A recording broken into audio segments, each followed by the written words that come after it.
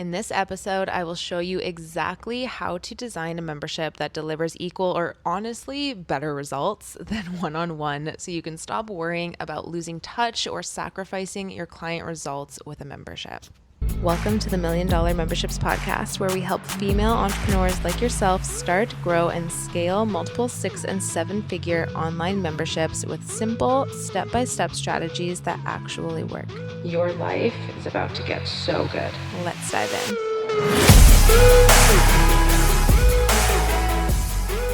Really quick, I want to send you my membership starter kit completely free. And I might be absolutely insane for doing this because it's normally $147 and it's packed with templates, pricing guides, setup resources to launch your membership, naming your membership, literally all of the things. I want to send it to you for free. And all I ask in return is that you leave this podcast a 5-star rating and written review on Apple iTunes. That's it. Seriously, that is it. So pause this if you are listening to this on Apple Podcasts, scroll down to the bottom where you see the reviews, tap the 5 stars, leave me a written review, screenshot it before you submit it, and then send that screenshot to support@paigevandy.com. I will leave it all in the show notes for you. I'll leave the instructions in there, but that is literally it. Once we verify it, we'll send you the starter kit completely for free. No strings attached, just your review. I'll leave the instructions in the show notes, so it's so easy for you to do. And then you can come back and enjoy the episode. What is up, everyone? Welcome back to the $1 Million Memberships Podcast. Today, I feel like this episode is so needed. I've touched on it in other episodes, but I've never actually done a full episode on this. And why I wanted to do this is because when I talk to potential clients or potential members coming into $1 Million Memberships Club, this is one of the common fears that I hear so much. And I just want to sit you down so nicely, give you a big hug and be like, girl, let me tell you why this is actually should not be a fear of yours. And that is a lot of people, especially if you're coming from one-on-one, like if you're a one-on-one coach or you provide one-on-one services at any kind, honestly, a lot of people, and you might be in this group, fear that by starting a membership or that by transitioning your services into a membership format rather than just like one-on-one coaching or services, your clients aren't going to get as good results. And then therefore it could potentially damage your brand, or your clients will just lose respect for you, or your clients will be disappointed, or whatever it is. Basically, the fear is just that if you go into a membership, it's just not going to be as good. And I am here to tell you and reassure you that just couldn't be further from the truth. And actually, a good membership could actually get your people better results than one-on-one. I know that's like a weird thing. Like, how could that be possible? They're getting the most from me with one-on-one. But I think if you were there, listen to this episode and then let me know what your thought is afterwards, because the way that your membership is structured matters, and what you have delivering to your members inside matters. I think when a lot of people think of memberships, they just think of this like low ticket, low touch offer that is just kind of like a bottom feeder offer. Maybe there's a community, maybe there's some group calls, but there's really not much to it. Girl, let me tell you, after listening to this episode, I think you're going to be like, wow, there's actually a lot that can go into it. And holy shit, I can see how that can actually get someone better results. And I apologize. I mean, if you are listening to this right now and you hear some snoring, I have Merlot, my dog, beside me. She's massive. She snores. I keep trying to wake her up a little bit by shaking her I swear, 2 minutes, but I just don't think I can go on like this. I don't think I can continue an entire episode pausing every 2 minutes to shake her. And she is always going to be beside me. If there's one thing about Merlot, she does not leave my side. And so if you hear a little snoring, I'm sorry. It might just be this episode. So let's get into it. I want to call out that one fear directly right now, and that is, if I don't talk to my clients every single day, they will not get results. If I am not there for my clients every single day on Messenger or having private coaching calls with them, they won't see the value of my program. They'll be disappointed. And the truth around this is results don't actually come from you being available 24/7. They come from structure, they come from accountability, and they come from a very clear path. There's a lot that goes into it. Like, even think of AI, for example. Everyone has ChatGPT in their phone right now. What most people think with one-on-one coaching is that their clients should get the best results because they're there for them to answer all of their calls personally. They're there for them when they need it, whether that's through private messaging all week, private calls, whatever it is. But like, think of it this way. So is ChatGPT. You can literally pull out your phone, ask it to make you a workout program, be like, oh, I keep slipping up on my meals. I don't know why this is happening. Chat, can you help me? And there's answers instantly, right? Essentially, just like your coaching. So if we're thinking of it by that logic, that availability and one-on-one support and personalized support should be the thing that gets us results, why is everyone not super ripped? Why is everyone not millionaires, multimillionaires? Why does every single person in this world still not have what it is that they want if they have personalized individual access? And the real reason is because that's not how people actually get results. So I'm going to back this up with 5 points that you need to have inside of your membership and how your clients or members are actually going to get credible results, if not better results, than they would with just your one-on-one services. So when you are creating your membership, the first thing that you need to have in place, again, I'm going to be going through 5 points here. The first thing you have to have in place to make sure that your members get good results is a success path. This is something I will talk about every single day, every single week inside of my membership. Everywhere I talk about memberships, I'm talking about a success path. Because again, people don't need consistent calls from you. They don't need consistent messaging from you. They don't need that immediate answer on whatever their question is. They simply need to know where they're going. They need to know what their path actually looks like inside of your membership. Again, this is a must for all memberships, especially those promising a specific result. So a success path, if you don't know what this is, it's basically a clear step-by-step roadmap that shows your members the stages that they're going to go through inside of your membership. And it also shows what they need to do at each stage to reach their ultimate result. So for example, inside of $1 Million Memberships Club, my monthly membership, we have our success path that takes you through our 8-step framework, because for $1 Million Memberships Club, that membership literally can take you from a idea, not even a membership yet, but just an idea, building out a membership, getting everything inside of it, and then scaling it to a multiple 6 and 7-figure membership. That's a big ass transformation. Some people can be in there for years. Some people are kind of jumping in and they already had the momentum before and they're getting there quicker.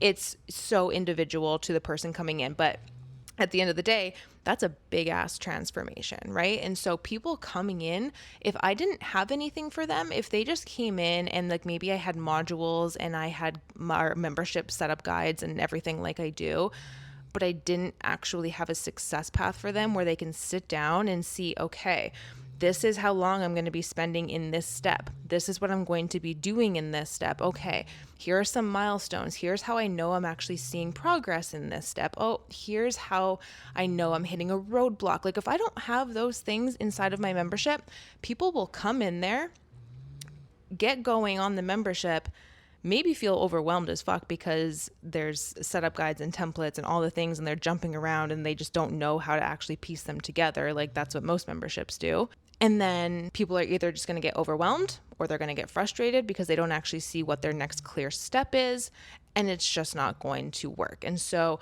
at the end of the day, no matter what your membership is, you need to have a success path. So here are some things that need to go inside of your success path. Again, depending on what your membership is, this can look very different. You might have a very low touch, just like a community type of membership, or you might have a membership with something like $1 Million Memberships Club that has a pretty hefty result. So just know that what actually goes into it can vary.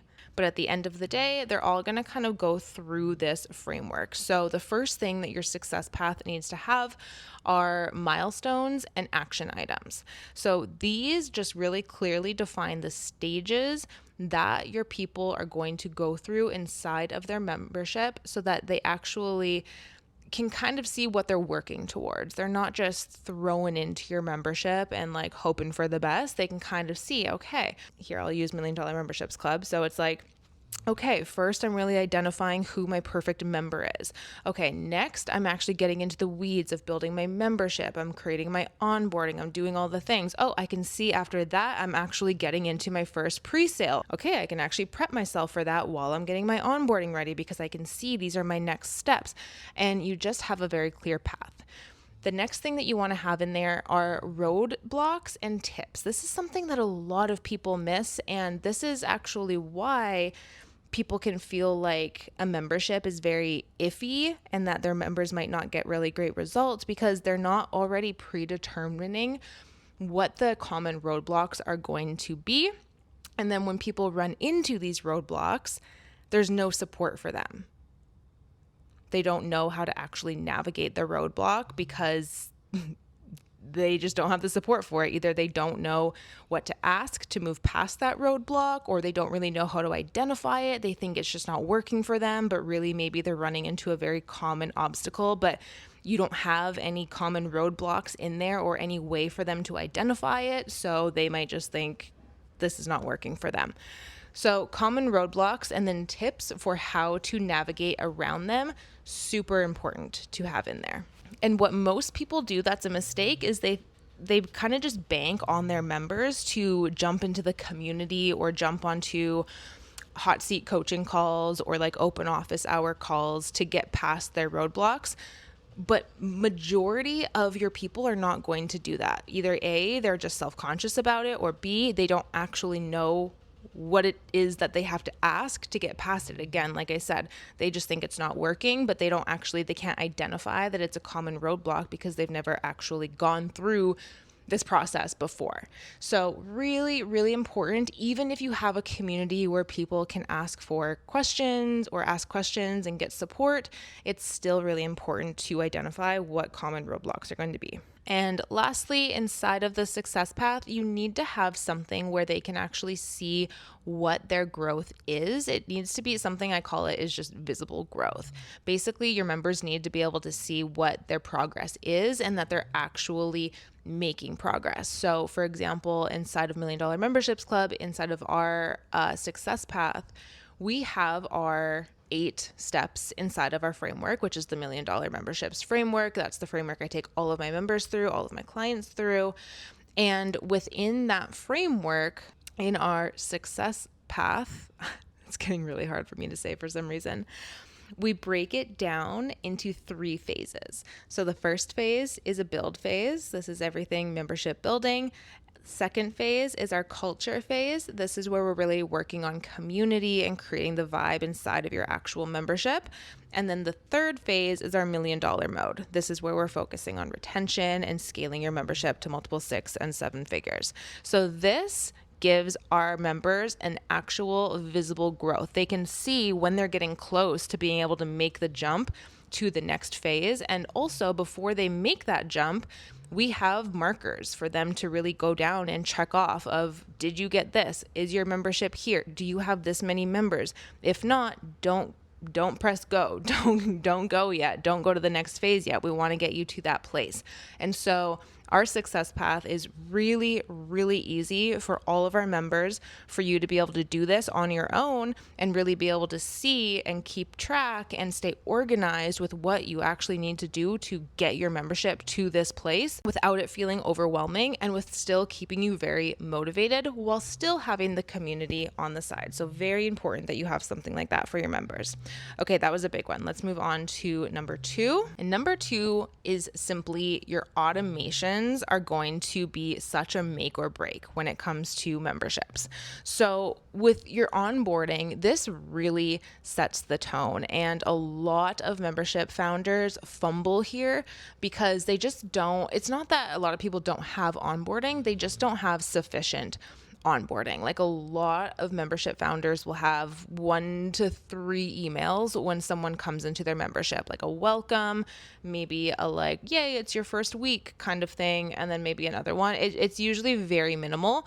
But this is actually something that can really, really set your membership apart from all of the others and really get your clients amazing results, because your onboarding can actually almost act as like first coach. So instead of just sending a couple of emails when someone joins your membership, you want to have like a 30-day minimum email sequence that completely handles your onboarding, because you don't want to just jam everything into your first email and overwhelm your new members and then just like expect them to read it. Because guess what? When people join memberships, they are skimming that first email because they just want to get into the membership. So half the time they're skimming it. If you're putting all of the important stuff in that first email, guarantee your people are missing the important stuff. So a 30-day minimum email sequence inside of this, you really want it to actually work hand in hand a little bit with your success path. So you want to have just mentions of things like roadblocks that they might come across, or different things inside of your success path that's really going to help them, or how to jump into the community, how to navigate the community,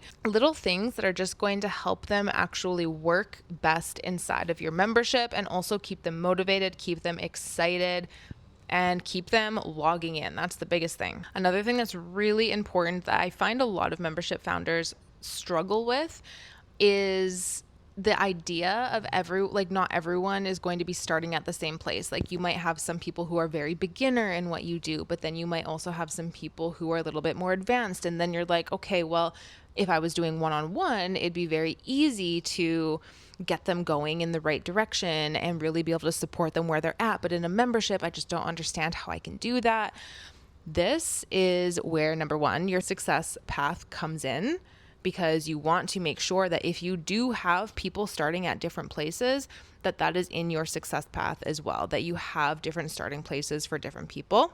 But then also, if that is your membership, if you do have a range of people joining, you want to make sure that this is also in your onboarding. So you just want to be able to address different starting points, almost like a choose your path type of automation for both beginners and advanced members, so that no one feels lost and that they know that this is for them. I'm also a huge fan in your first couple of weeks of onboarding, even though it's in an automated email, to have somewhere where you're giving permission for your new members to reply back and actually ask you questions, or let you know if they have any questions or struggles, or how they're enjoying the membership. I find if you have that inside of your automated emails, and this is something that you can personally respond to, or maybe their questions go right to a support inbox where your community manager or your support team is there helping. Whatever it is, it doesn't matter. The point is you're really giving them a space to, if they need, especially in the first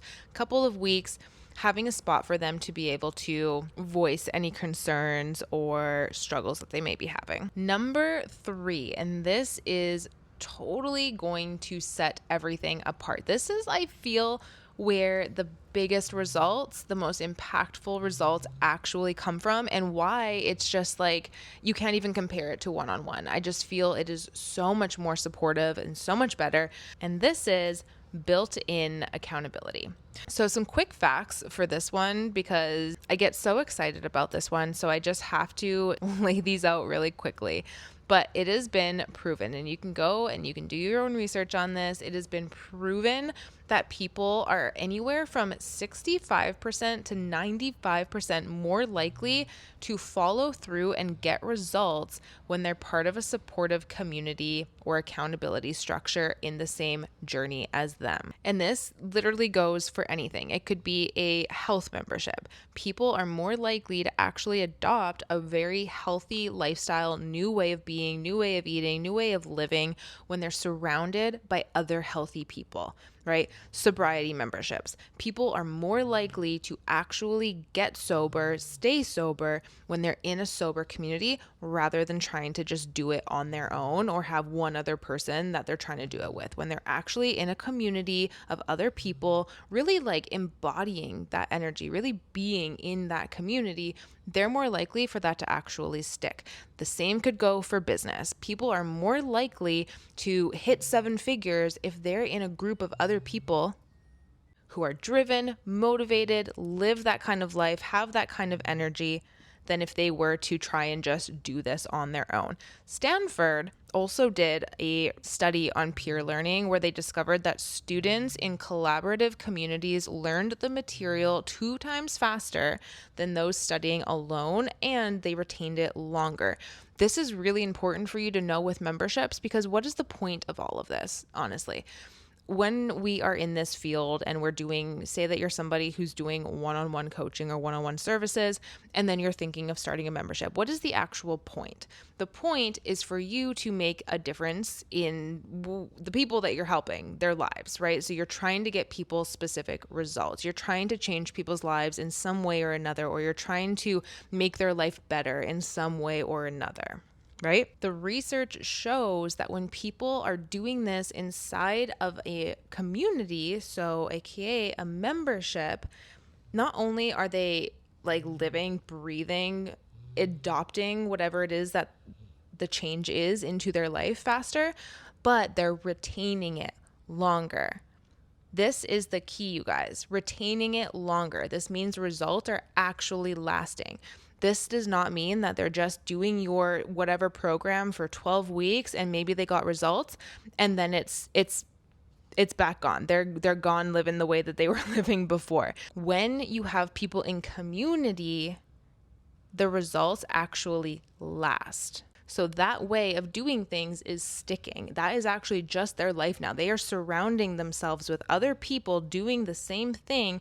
That's sticking. That's retaining. They're actually seeing those results. So again, these are I just pulled 2 very, very quick. You can even just go do a quick Google and just look at like the pages and pages and pages of studies that come out when it talks about one-on-one versus community, and the incredible difference that being in a community makes for people when they're trying to get a specific result or change something in their life. The only key here is that you make an environment that supports that type of learning. And that is what we are doing on this episode. So let's move on to the next one. The next one really goes hand in hand with that last one, but it's a little bit different. This is more so the support. So number 4 is community support and leadership. This, when it comes to memberships and just really worrying if your people are going to get results, the one thing that you have to really get good at, and this for you control freaks out there, I know I used to be the exact same. I shouldn't say used to be. I feel like I am, just in different ways though. But you have to, as a membership founder, really get used to the idea that you do not have to carry your community alone. You want to start leveraging other people. You want to start leveraging leadership inside of your community. So there's a couple of different ways that you can do this, but remember, people learn better, get better results, have their results stick when they're in community. And another part of that is because they're getting different point of views on everything. There's like the coolest thing with memberships I find is when someone asks a question in the community and then someone else sees that question and they're like, holy shit, I would have never thought to ask that. But now that I think of it, I'm struggling with the exact same thing. And so when you have other people all working together, and especially bringing on people into a leadership role inside of your community, you're not diluting it, which is what so many people think. So many people think that, well, if it's not just me, if they're not just getting the information from me, I'm diluting it. They're not getting better results. Girl, they are getting better results when there's more people in leadership helping your clients and helping your members. So again, there are a couple of ways to bring on leadership inside of your community so that your members are not only supported by you, but they're also supported by other leaders inside of your community. The first way is that you can do a community manager, which is paid. So this is having someone on your team who is trained to just manage your community. They are trained in your methodologies, they're trained in your values, and they're really there to handle the logistics of your community. They're really there to work with member experience and member support, and really there to help lighten your load. So they're in there answering questions. They're prompting the community to engage with each other. They're just in there really creating the vibe within your community and also just kind of being like your right-hand man kind of thing. So that's the first option. Again, this would be a paid position. The second option is that you can have community leaders who would be unpaid. And these community leaders are actually people who come from your own community. So they're actually members of your membership. And the really cool thing about this is this now, if you do something like this creates an extra layer of internal motivation inside of your membership that everyone is going to want to, not, I shouldn't say everyone, that a lot of people are going to want to work toward. So this is really cool because this is when your membership starts honestly being an ecosystem, feeling like a world, feeling like it has its own culture, because not only are people just in the membership with you, but now you have like these different things that people can actually work towards. They're all working towards whatever it is the result is inside of your membership. Like, so for $1 Million Memberships Club, scaling to a multiple 6 and 7-figure membership, building highly successful, profitable memberships. That's the result, right? But if you have something like a leaders program, ambassador program, something like that inside of your membership where people can actually almost get different roles and titles within your membership, now you're creating something that people could really want to work towards. Right? A lot of people are going to want the perks of doing that, or like want the honor of doing that, or want the title, or that's going to do something for their life. Maybe if it's a health and fitness membership, for them to be a leader inside of your membership, that's extra accountability for them. That just makes them feel like, okay, if I had that role, that would be another layer of accountability. I'd want to show up for myself, but I'd also want to lead this membership and really show up for them, and I wouldn't want to disappoint them. And you're motivating your members even more by having something like that inside of your membership. So I won't get into too much of what it is because I actually just recorded a full episode on how to create leader and ambassador and these type of programs inside of your membership. So if you want to check that out after this one, I highly encourage you do so. It's episode number 18, I believe, called Referral Programs for Memberships. But by having leaders, community leaders, people who are actually inside of your membership, but they do have that extra title of being a leader, this is a really great way for not only to motivate your members to get this like different title essentially inside of your membership, but also they really step in as leaders inside of your community to really lead, answer questions, model the culture inside of your community, all of the things. You also, if you do this, you want to make sure that you're supporting your leaders. Obviously, you want to make sure that you're training them in your methodologies, like even more, like giving them ways for them to really be able to step up and support your members. You're listening to their input. And you're making this a growth opportunity, not just like free labor. It's actually a really good opportunity for their growth, whatever it is that they're really working towards inside of your membership. But again, I won't go into that too much because I have that entire episode on this already. So I really encourage you to listen to that. It will be a game changer for your membership. And then of course, you can combine the two. You can have paid community managers inside of your membership, and you can also have community leaders. And number 5, if your membership is set up and it's actually intentional, you have your success path, you have your automations in place, your onboarding is incredible, you have leaders inside of your community, you have different ways for your members to be supported and held by other people besides just you, have built-in accountability with things like pods or accountability buddies or success sisters or whatever you want to call it. Have all of these little intricacies within your membership, and they're all working on an amazing cadence. Everything is just rolling smoothly. The next thing you want to remember, number 5, is that you need to just make sure that your support inside of your membership is intentional. Okay. Your members, again, they don't need you to be available 24/7. They don't need that. And actually, they don't actually want that. They just want results. Okay, that is what your job is just to get them results. And that doesn't have to come from you. Hopefully by this point in the episode, you can kind of see why that doesn't have to come from you. Your success path is going to be a massive, massive marker of that. The leadership, the community, the accountability, the actual just community inside of your membership, that's going to be another huge piece of that. When it comes to support, a huge thing that a lot of founders want to do, especially if, again, you're coming from one-on-one, is you want to just be in there all the time. You want to be posting in there all the time, asking questions all the time, trying to get people to respond to you all the time, because you just want to make sure that everyone's having a good time and that they're getting results and that they're finding your membership valuable. But that is why we want to have these other things in place. And then we want to be very intentional with our support. So for example, structured calls.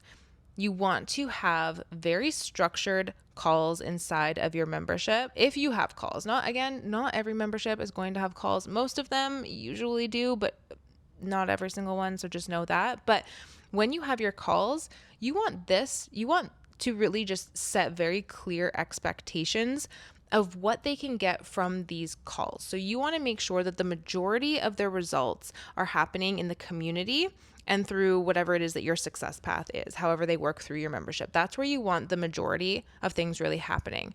Then you want your calls, the times where they can actually come and speak to you or speak to the community, that's like, let's pour gas on the fire kind of thing. Okay. So you want to make sure that the other pieces are in place, because that's the base. That's the fire that's already going. The logs are set up. The fire's already going. The calls, that is where they're pouring gas on the fire. And that's what they are also very clear expecting from these calls. This can now be a place where maybe they do monthly group coaching, or they have hot seat rotations, or just like raising your hand kind of time being on those calls where they can talk to you, or they can talk to your other community leaders, or if you have support coaches or anything like that, that is the time for that. It's also really important that you, like I said, when you're being intentional with your support inside of your membership, you have boundaries, because this is actually going to be something that has your members knowing that they can really count on your membership. So for example, there's a few of them, but for example, I let everyone inside of the membership know that I am in there Mondays, Wednesdays, and Fridays. Do I pop in there other days? Yes, of course, a lot actually. But people don't expect that, right? Like, people aren't posting in there, and then if I don't answer within 2 hours, they're freaking out because they're like, where the fuck is she? They know when I'm actually in there, when my boundaries are, and anything extra is just like a little surprise. It's just like an over deliver rather than an under deliver. So it's really important that you have your boundaries, that your members know what those are, so that support just feels predictable to them. It feels safe. They actually know when they can expect support and when they can expect you in there, or maybe maybe you being in there isn't even part of it. Maybe it's when they can expect a community manager or whatever it is. Okay. So you want to just make sure whatever your support is, and this is kind of hard to give specific examples because everyone's going to be so different. There's many different ways you can support people inside of your membership, but whatever your support looks like, you want to just make sure that it's very clear so that it's safe. People just know what to expect and they're not just left guessing. On top of that, on top of the calls and like you actually being in there, have other touch points that can support your members as well. So have maybe like every Wednesday there's a Q&A thread where they can post their question and they know they're going to get an answer right then and there that day. Maybe you have open office hours where every Friday or every Wednesday, they know from a specific time, they can just pop on live and they can come ask their questions. Having something that is just consistent for your members is really, really important, that they can actually start getting used to the cadence of your community and know it's a common feeling for you as the founder to get bored of these things, like every single Friday doing office hours or like every single Wednesday doing Q&A, because you want to switch it up. You want your members to feel like it's fun and exciting, but actually the more repetitive, mundane stuff that you can do in there that just offers support, like it doesn't have to be fancy, it just offers support, is going to do so much more than you trying to switch it up to make it fancy. It's going to give them a sense of safety. They're going to really understand your membership, and it's going to start to become a piece and a part of their daily routine, which is what you want. You want your membership to actually be a part of their routine. So something to just remember with this is your members, they really don't need consistent hand-holding. They are actually more set up for success by being inside of the community. And then your job is to ensure that the community itself is built for results. And if you nail this list, then you are doing that. You're on your way to setting it up for results. And I know when you listen to an episode like this, it's like, yes, I need to add all these things in there. That's amazing. Yes, I need to do that. I need to do that. But it can get a little bit overwhelming. This is exactly why I built $1 Million Memberships Club. So if you're nodding along to this and you're like, okay, I need to do that, I need to do that. Not only do we give you every single process for these type of things, from automations, onboarding, building out the leaders programs, hiring community managers, all of the things. But I think the other really cool thing about being inside of this membership is that you get experience being a member inside of this membership. So for you building a membership, you get that actual member perspective, right? This is actually, if you're a client of mine or a member of mine, you'll know I say this all the time.